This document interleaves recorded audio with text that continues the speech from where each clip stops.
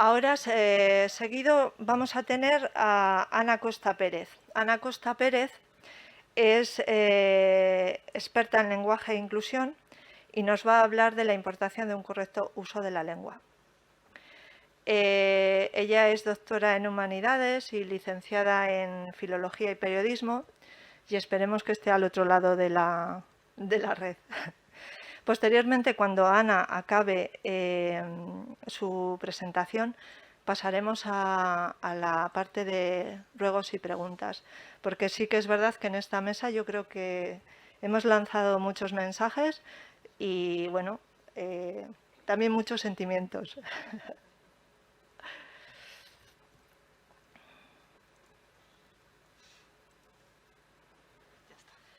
Hola, Ana. Hola. ¿Me oyes bien? Sí, sí, sí, te oigo perfecta. Ana, te hemos presentado como experta en lenguaje. Tu presentación está relacionada con la importancia de un correcto uso del lenguaje e inclusión. Y como tal, te cedo la palabra para que nos ilustres sobre este tema. Gracias, Ana. Muchas gracias, muchísimas gracias. Lo primero, bueno, espero que me escuchéis bien. Eh, lo primero que quería agradeceros de corazón es la oportunidad de poder participar en un foro como este. Creo que necesitamos, y más en un día como hoy, estas charlas, estos lugares comunes, estos puntos de encuentro. Me parece una idea fantástica y ojalá no sean las primeras jornadas, vengan muchas más, porque es muy importante buscar estos espacios y os agradezco infinitamente la invitación. Voy a compartir pantalla, que lo tengo todo preparado, espero que salga bien. ¿Lo veis? Sí, sí que se ve, Ana. ¿Sí se ve? Sí, sí.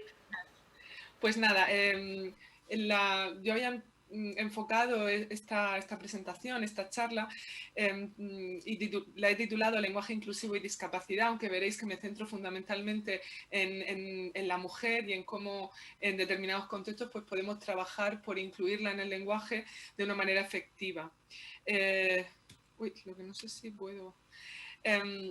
Por eso mi única pretensión con esta comunicación es ofrecer apoyo, facilitar unas recomendaciones, poner en vuestras manos herramientas y estrategias sencillas y claras para un uso no sexista de la lengua.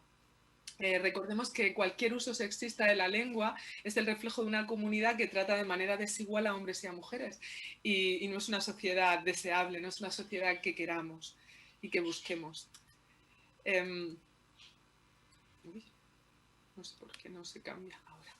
En todos los colectivos con los que he trabajado, siempre hemos estado de acuerdo en que había una serie de palabras anticuadas y esto se percibe perfectamente también y vale exactamente igual para referirnos a la discapacidad, pues hay una serie de palabras obsoletas, anticuadas, inapropiadas, inexactas, que ofrecen no solo una imagen negativa, porque no es solamente la negativización, sino también la estigmatización de determinadas personas o grupos. Además, encontramos también palabras con significados imprecisos, abstractos, para referirnos a personas con discapacidad, por ejemplo, difuminándolas con términos que persiguen obviar, negar la diferencia, pretendiendo pues homogeneizar a toda la sociedad.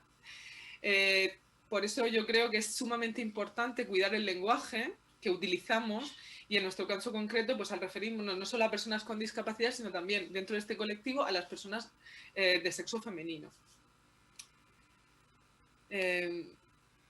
Lo primero que quería lanzar es una pregunta, que es sexismo, qué entendemos por sexismo, y para ello vamos a acudir al diccionario, que siempre nos viene muy bien para reafirmar una definición. El sexismo es la legitimización o el refuerzo de una posición subordinada de un sexo frente a otro, tanto de la mujer hacia el hombre como del hombre hacia la mujer. Porque en el diccionario no aparece claramente, no aparece la dirección. Siempre entendemos por sexismo la posición que ejerce de poder el hombre sobre la mujer, pero en el diccionario la definición es neutra. ¿Dónde podemos encontrar este sexismo? Pues en la sociedad. Por eso tenemos que hablar primero de sexismo social, que discurre en todos los ámbitos de la vida. Estaban hablando del mansplaining, ¿no? La posición que ocupa, ¿no? Cuando estamos sentados en un espacio público, pues el hombre a veces ocupa el doble de espacio que una mujer, pues por su posición. Pues eso sería un tipo de sexismo social, espacial, pero nosotros nos vamos a centrar en el lenguaje, que es uno de los tipos de sexismo social. El sexismo lingüístico se manifiesta cuando empleamos palabras o expresiones, en este caso el léxico, o utilizamos colocaciones dentro de las oraciones, que es el gramatical, que con menor o mayor explicitud resultan discriminatorias por razón de sexo. Tengo que dejar claro que cualquier discriminación se tiene que solucionar en la práctica. Solo si detectamos, si nos ponemos esas famosas gafas que nos permitan ver estos usos y en qué contextos se aprecian, podemos erradicar, combatir las actitudes sexistas. Y además, muchas veces encontramos noticias o titulares de prensa que aluden al sexismo de la lengua. Bueno, la lengua y el lenguaje no son sexistas, somos los hablantes. Los hablantes utilizamos palabras que son sexistas y las utilizamos. Si las dejásemos de utilizar, ni estarían en los diccionarios y probablemente las gramáticas pues reflejarían otras realidades. Pero somos nosotros los que las usamos. Y voy a poner un ejemplo porque además yo doy clase en la universidad, me lo ha puesto una alumna esta mañana y es cierto. De hecho, a mí, yo he intentado erradicar estas palabras de mi vocabulario, pero no siempre lo consigo, porque además en muchas ocasiones estas palabras las hemos heredado culturalmente sin reflexionar mucho sobre ello, ¿no? Hablamos de dos palabras malsonantes, pero de uso común, como son coñazo y cojonudo. Vale, coñazo, algo es un coñazo cuando algo es muy aburrido. No es una palabra que utilicemos en una conferencia, pero bueno, creo que todos conocemos los contextos en los que se puede utilizar. Pues coñazo y cojonudo, que es justo lo contrario, algo buenísimo, ¿no? Algo estupendo, maravilloso, pues son dos palabras que en su origen, en su raíz, aluden a una parte del cuerpo, en el caso de coñazo femenino y en el caso de cojonudo masculino. Pues estas dos palabras, cuando se superlativizan, cuando se pone azo o se pone udo, cuando se superlativizan, pues una adquiere connotaciones negativas y la otra connotaciones muy positivas. Entonces, aunque yo la utilice sin ningún tipo de intención sexista, porque es que esto es un aburrimiento, es un coñazo, y yo no estoy pensando en que estoy aludiendo a una parte del cuerpo femenino, ni con cojonudo estoy aludiendo a una parte del cuerpo masculina, potenciándola o revalorizándola. Es cierto que estos usos pues están en el día a día y el diccionario los recoge. Si buscásemos ahora mismo en el diccionario estas dos palabras, aparecerían con estos significados. Yo lo he buscado justo antes, porque me ha venido muy bien el ejemplo y quería ratificarme. ¿Qué supone esto? Bueno, pues que poco a poco, y es verdad que las nuevas generaciones que tienen muy presente esto, cada vez van eliminando de su vocabulario, de su día a día, estas expresiones y que seguramente si dentro de 50, 60 años se dejan de utilizar, el diccionario no las recoja. Por lo tanto, nuestra lengua se vaya limpiando de esos rastros de sexismo que podemos encontrar en algunas piezas léxicas. Pero ya digo desde ahora que es que el lenguaje no tiene la culpa de nada, somos nosotros los que lo usamos. Y tampoco siempre los que lo usamos. Cuando yo he dicho esto, cuando yo en clase he dicho la palabra coñazo, porque no sé, no me funcionaba el ordenador y digo, es que esto es un coñazo. Y mi alumna ha saltado, ha sido ella la que ha detectado ese uso, más en un día como hoy, y lo ha querido señalar. Entonces, me parece muy acertado el que, desde el punto de vista mío, que era la emisora, pues no he encontrado ningún sexismo, ni lo he dicho con ninguna intención, ni estaba pensando en nunca en denigrar y en denostar a la mujer, pero mi alumna, que es la receptora, la que ha escuchado esa expresión, no le ha gustado, no se ha sentido cómoda y lo ha dicho.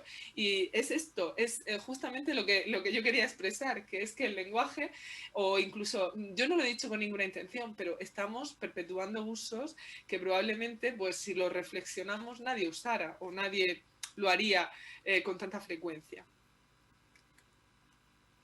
Uy, se ha quedado esto. Voy a empezar con un poquito de teoría, muy, muy sencillita, porque como soy lingüista, pues al final siempre tiro de la teoría. El género es una propiedad de los nombres y los pronombres que tiene un carácter inherente. Todos los sustantivos en español se pueden clasificar en masculino y femenino. Una cuchara es femenino, un tenedor es masculino y ahí no hay sexo, no hay ninguna distinción de sexo. ¿Cuándo la encontramos? Cuando los seres somos animados. Entonces sí distinguimos entre la niña y el niño, el maestro y la maestra, ¿no? Donde ahí sí que hay una motivación para distinguir esa terminación gramatical o a por razón de sexo. Pero todas las palabras noche y día, la noche, el día, son o masculinas o femeninas. Nosotros en nuestro lenguaje tenemos esta propiedad inherente que es el género, otras lenguas no lo tienen. Veamos el inglés, por ejemplo, el inglés no tiene un género gramatical claro solo en los pronombres, pero los sustantivos no presentan esta variación que sí presentamos en castellano. Y además cuando nos referimos a un ser animado, es decir, a una persona, vamos a simplificarlo, cuando nos referimos a una persona estamos tan acostumbrados a que los pronombres y los adjetivos femeninos tengan un referente femenino que a veces se nos pasa por alto que hay algunas palabras en las que esto no funciona. Por eso os he puesto aquí un ejemplo, extraído de una noticia de prensa. Creen que la persona que causó el accidente era vecina de Jean. La persona y los padres de la víctima siguen una pista que la localiza en las inmediaciones del pueblo. Mientras tanto, su hijo sigue estable en el hospital de la comarca. ¿Qué sucede aquí? Que yo he empezado con la palabra persona. Creen que la persona que causó el accidente era vecina de Jean. La palabra persona, la persona, no tiene, no se refiere a un ente masculino o femenino, sino que nos sirve para nombrar tanto a hombres como a mujeres. También, por tanto, si utilizo persona, tengo que concordar el resto de mi texto con el femenino. La persona causante del accidente era vecina de Jean. También le ocurre a la palabra víctima. La víctima, no existe el víctimo, no existe el persono. Entonces hay muchas palabras que son invariables, para referirnos a hombres y a mujeres. Y a veces estas palabras pueden crear contextos extraños, de hecho a veces incluso agramaticales. Yo corrijo muchísimos textos y a veces se nos escapa, la víctima era alto. Bueno, primero tengo que decir que era un hombre porque con víctima nadie puede saber si es hombre o mujer, ¿no? Entonces a veces se producen esos errores, la víctima era alto. Bueno, primero tengo que decir que la víctima era un hombre y que el hombre era alto, porque por sí sola la palabra víctima no puede llevarnos al sexo masculino o al femenino. Por eso, resumiendo, tenemos sustantivos variables, niño, niña, sustantivos invariables, como víctima, persona o bebé, y luego tenemos un grupito de palabras muy pequeño que diferencia claramente con palabras totalmente distintas una realidad masculina y una femenina, como pueden ser hombre, mujer, padre y madre. Pero mirad, me resulta muy curioso porque la palabra bebé la estoy trabajando mucho porque el bebé no tiene sexo, ¿no? Ha nacido un bebé y no sabemos si es niño o niña.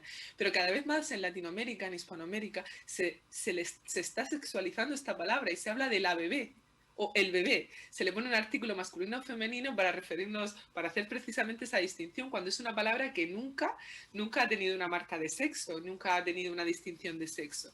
Entonces, muchas veces pasa que los hablantes empezamos a utilizar la lengua y yo cada vez escucho más la bebé o la bebita, o se hace el diminutivo en femenino para referirnos al niño o a la niña. Y es curioso porque los propios hablantes estamos cambiando nuestra lengua y es lo bonito del lenguaje, ¿no? Que está en continua transformación y que es nuestra responsabilidad transformarlo hacia un lado o hacia el otro. Da igual, ¿no? Somos nosotros los que día a día estamos enfrentándonos a él. ¿Qué pasa con, por ejemplo, las palabras que hacen referencia a animales? Un gorila, ¿no?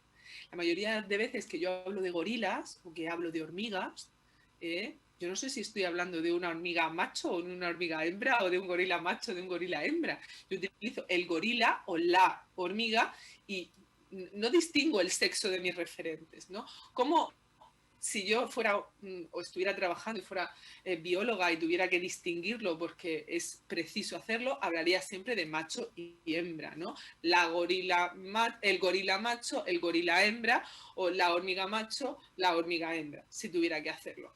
Porque como hemos dicho, todos los sustantivos en castellano son o masculinos o femeninos. ¿Por qué jirafa es femenino? La jirafa. ¿Por qué es es masculino tiburón, el tiburón, no existe tiburona. Bueno, pues porque es historia de la lengua, ¿no? Nosotros los hablantes no conocemos esas razones, solamente usamos las palabras.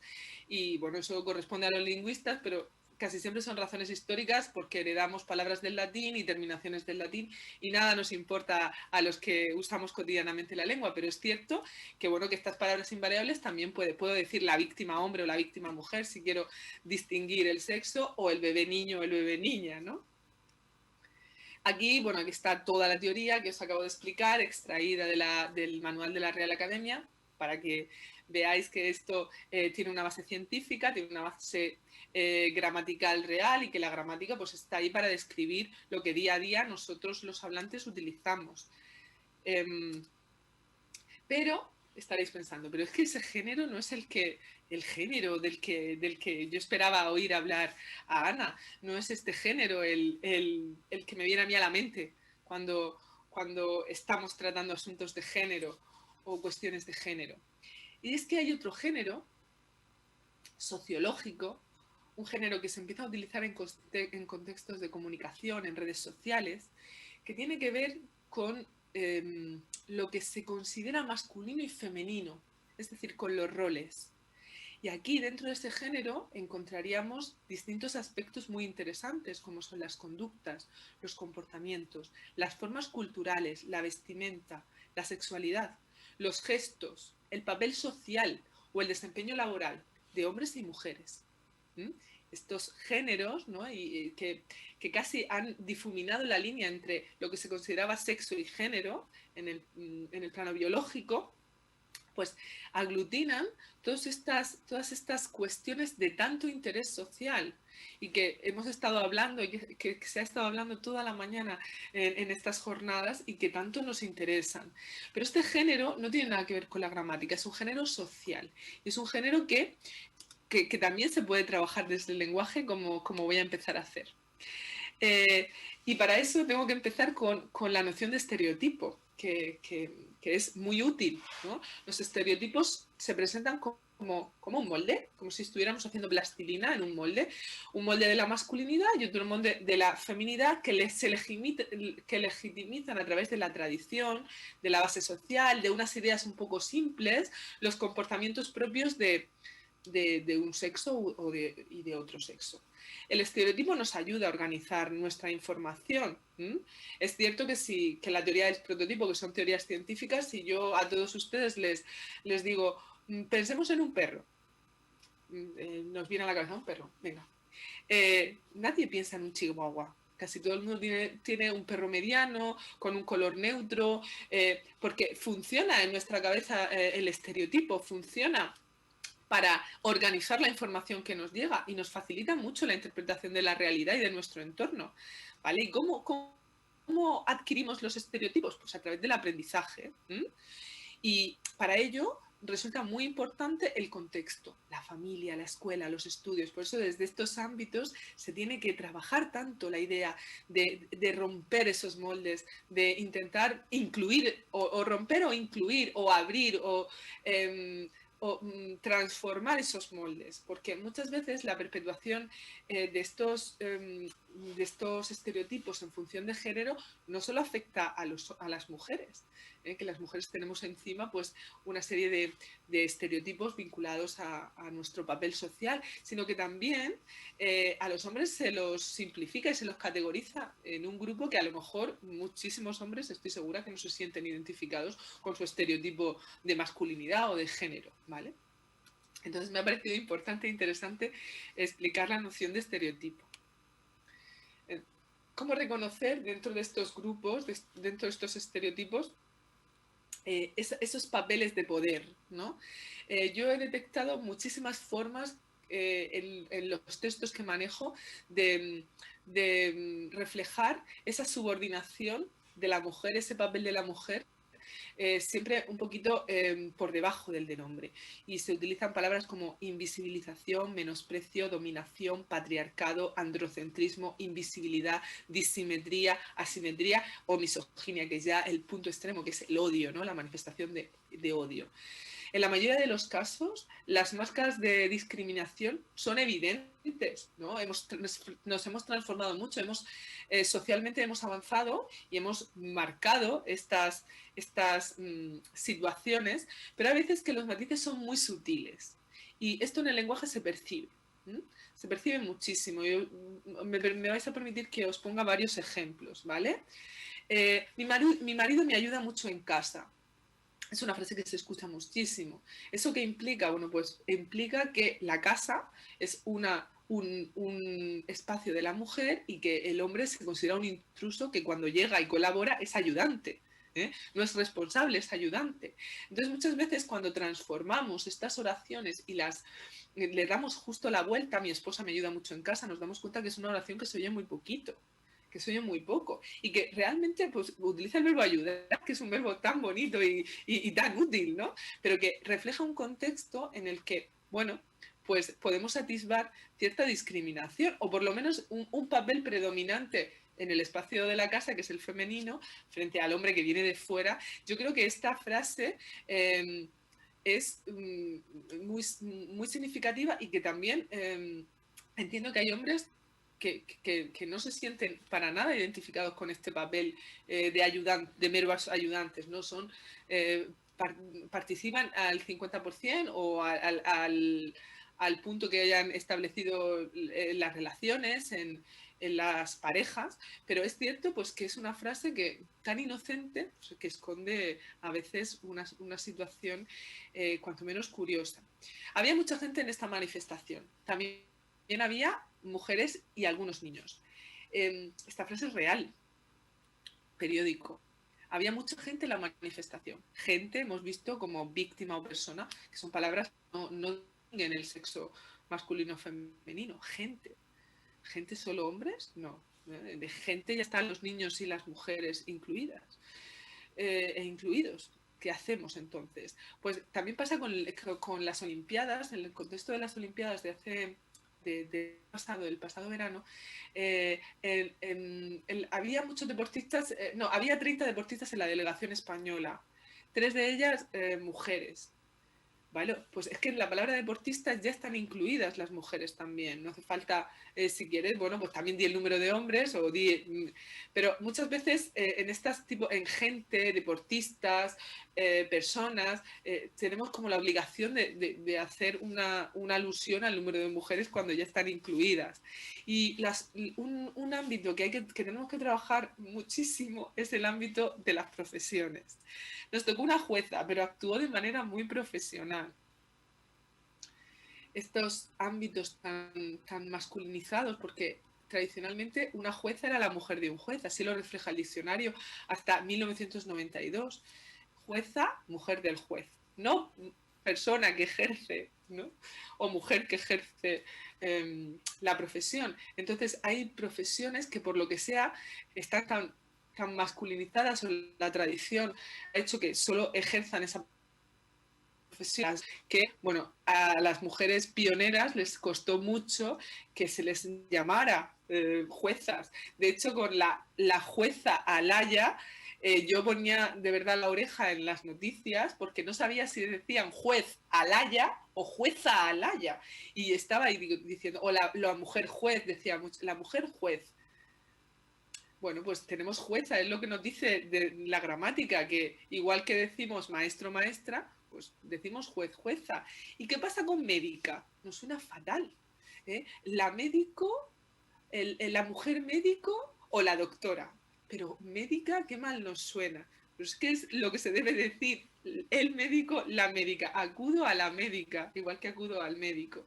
Y hay profesiones que nos cuesta muchísimo la feminización, incluso las pioneras, por ejemplo, Emilia Pardo Bazán no quería ser catedrática, quería ser la catedrático, porque ella no se reconocía todavía en esa feminización, ¿no? Quería ejercer la profesión de catedrático.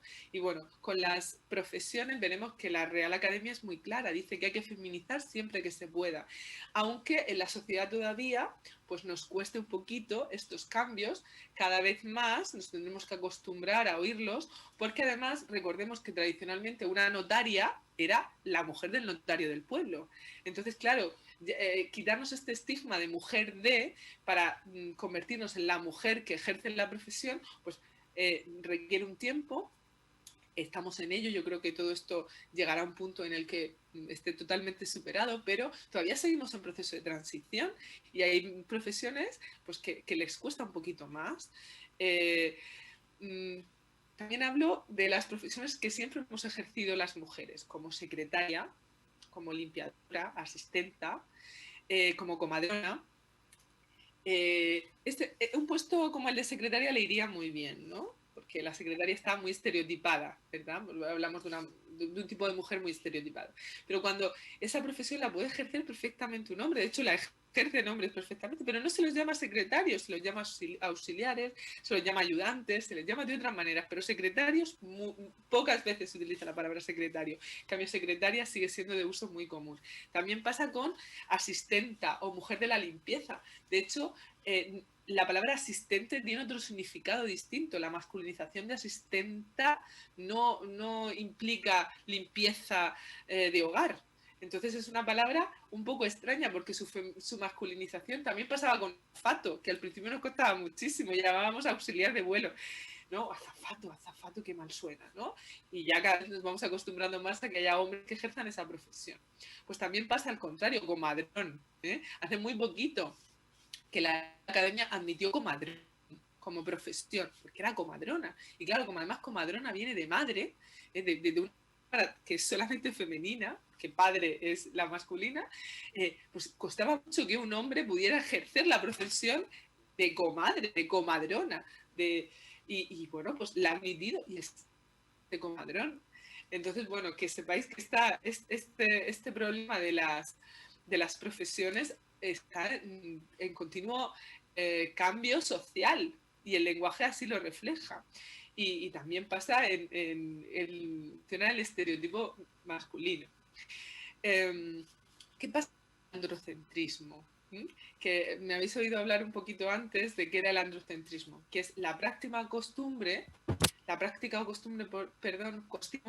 de establecer la perspectiva masculina como la única válida, como la visión del mundo prototípica, como la única posible. Esto nos puede llevar a pensar que el varón, su pensamiento y su forma son los mejores, los universales. Esto pasa mucho cuando yo recibí hace unos años un curso de lenguaje ejecutivo, de cómo hablar en puestos ejecutivos. Y ahí se nos decía a todos los que fuimos que por favor utilizásemos un lenguaje asertivo, como los hombres. Claro, ¿por qué ese lenguaje es el correcto? ¿Qué ese lenguaje es el universal?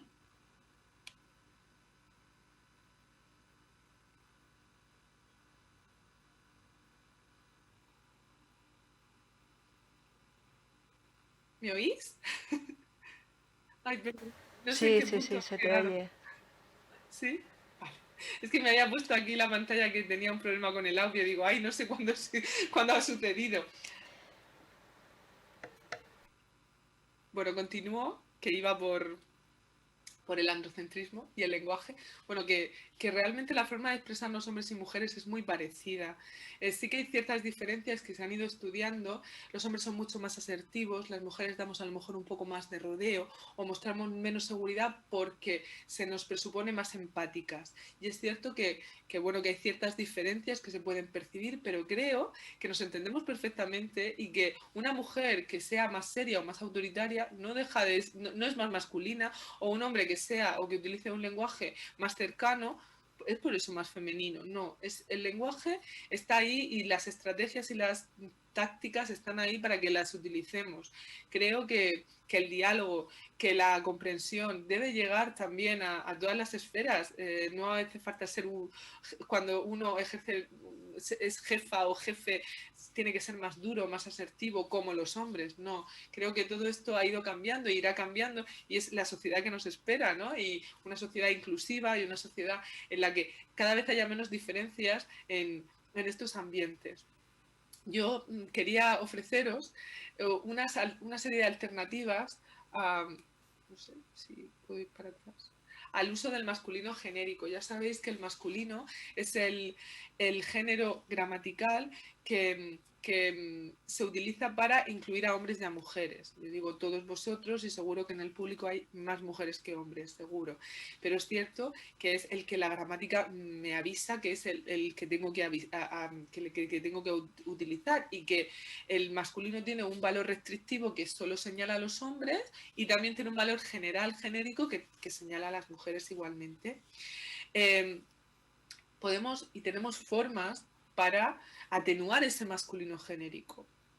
Puedo decir el estudiante y la estudiante y el estudiante, puedo alternar con el artículo. También puedo utilizar apreciadas y apreciados compañeros, y no decir apreciados y apreciadas compañeros y compañeras. Es decir, puedo alternar las concordancias, los primeros y las primeras asistentes, duplicar solo sustantivo y no el determinante, los profesores y profesoras, omitir los artículos. Es decir, hay formas de atenuar este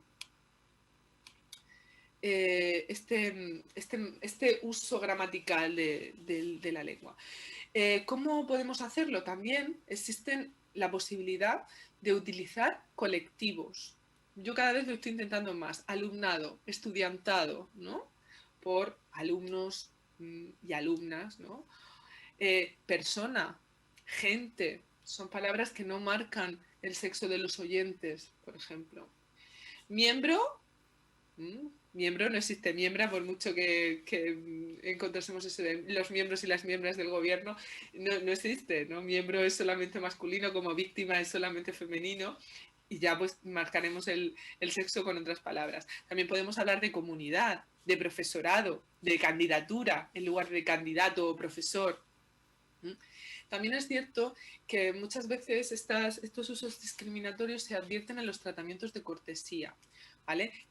Ya sabemos que señorita durante mucho tiempo se ha utilizado para hablar de profesoras y la señorita, y también de mujeres no casadas.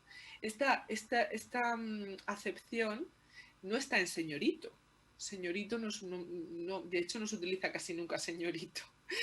Solo pues para una persona pues a lo mejor de clase social alta, de familia acomodada, pero no tiene ninguna marca ni de profesión ni de situación, ni conyugal, ni de si es soltero o no soltero, no se marca. Muchas veces cuando hablamos de la señorita o el señorito, la señorita, pues no, vamos a usar señor y señora, que no marcan para nada estas distinciones, o podemos referirnos a su cargo. Muchas veces en la prensa hablamos, el presidente Sánchez y Yolanda Díaz, bueno, Yolanda, si él es presidente Sánchez, ella será vicepresidenta o tendrá un cargo, ¿no? Pero si estamos nombrando el cargo de él, vamos a nombrar el cargo de ella. Exactamente igual a la inversa. No funcionaría si dijésemos la vicepresidenta Yolanda Díaz y Pedro Sánchez, porque además pues, tendríamos que decir equiparar los encargos. Muchas veces cuando nombramos en un acto, en unas jornadas, en un discurso, a personas que ostentan un cargo, debemos intentar hacerlo con el mismo tratamiento, con un tratamiento homogéneo. Os vamos a hablar un poquito de estas palabras que os he puesto aquí porque pasa como con coñazo y cojonudo, que son palabras que nos pueden dar que pensar, ¿vale? Como hemos hablado de andocentrismo, vamos a empezar por los vocablos andocéntricos, tetamen, culamen, pechamen. Hablan pues desde una perspectiva masculina del cuerpo de la mujer y aparecen en el diccionario. Y hay muchos falsos emparejamientos como señorito y señorita, También pasa con mozo y moza. Moza tiene una connotación negativa que también recoge el diccionario. Tenemos muchísimas palabras en el diccionario que reflejan comportamientos femeninos horribles, ¿no? Como arpía, ninfa, vacante, cince, maritorne, lolita, prototipos de maldad, de torpeza, de sensualidad o de grosería. Y son palabras que se aplican a la mujer porque están muy ligadas a su prototipo. Hasta el 2011 la RAE solo consideraba cornudos a los hombres, porque un cornudo era un hombre al que su mujer lo engañaba, pero no se podía dar a la inversa. Hoy sí, hoy la Real Academia considera que tanto cornudo y cornuda pueden tener un significado semejante, pero hasta hace 3 años ese significado estaba muy marcado solo para el hombre. También pasa con asistente-asistenta. Un asistente encontramos que es una persona que, hombre o mujer, que presta asistencia. Pero asistente está marcadamente ligado a una mujer que se dedica a la limpieza. ¿Mm? No podemos, por lo tanto, feminizar. Perdona, Hoy en Ana, día, dime. 3 minutos. ¿Vale? Vale.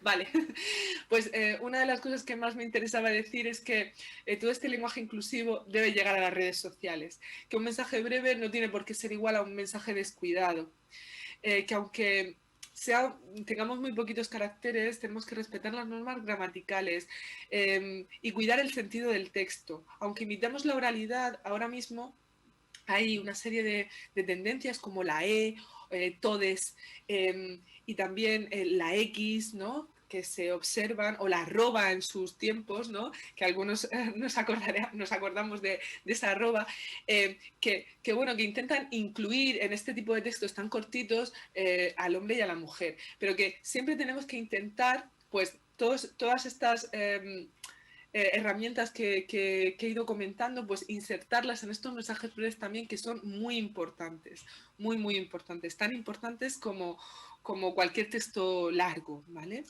Me queda muy poquito tiempo. Yo había hecho 10 conclusiones para poner en práctica, pero creo que las he ido diciendo y solamente las voy a recordar brevemente. La primera, el uso del masculino genérico. Podemos evitarlo con las alternativas que hemos ido viendo, a veces con los desdoblamientos, con los colectivos, intentando pues utilizar la imaginación y no abusar de este recurso. Los desdoblamientos tampoco son un recurso que siempre tengamos que utilizar porque se hace muy tedioso, muy pesado el discurso. De hecho, la Constitución de Venezuela, que está escrita desdoblando siempre ciudadanos y ciudadanas, no hay quien se la lea porque es algo que cansa al lector. Entonces, bueno, pues podemos utilizarlo, pero sin abusar tampoco. Tenemos que fijarnos muy bien en los contextos de uso, a quién nos estamos dirigiendo, en los formularios, en todos los documentos públicos debería aparecer pues ese típico guión OA para que nadie se sienta excluido. De hecho, ahora también aparece no género, ¿no? Para intentar incluir al máximo de miembros de la sociedad. La concordancia, nos acordamos siempre que la gramática dice que es en masculino y si esto va cambiando, la gramática irá cambiando. Los títulos que hemos visto, maestro, maestra, bueno, los títulos juez, jueza, médico, médica, están en proceso de feminización casi total, pero todavía hay ámbitos en los que cuesta y tenemos que ir haciéndonos a esas realidades.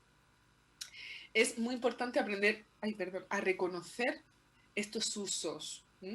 Es muy importante ponernos las gafas, es muy importante intentar cambiar la perspectiva, decir, bueno, esto lo diría si el referente fuera masculino, la regla de la inversión que hemos utilizado, mi marido me ayuda en casa, mi mujer me ayuda mucho en casa, esa regla de la inversión. También pasa como ella es muy prudente y femenina, porque la mujer tenemos que ser muy femeninas siempre, ¿no? Él es muy prudente y masculino, pues se oye mucho menos, ¿no? Bueno, son reglas que podemos ir aplicando.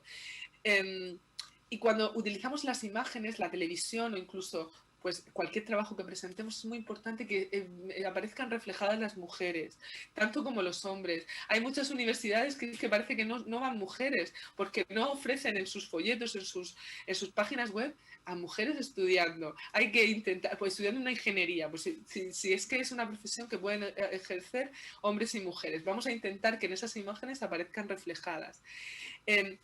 lo último que he recordado, en Internet y en las redes sociales, intentemos hacer un esfuerzo porque estas herramientas también funcionen, aunque tengamos un reducido número de caracteres.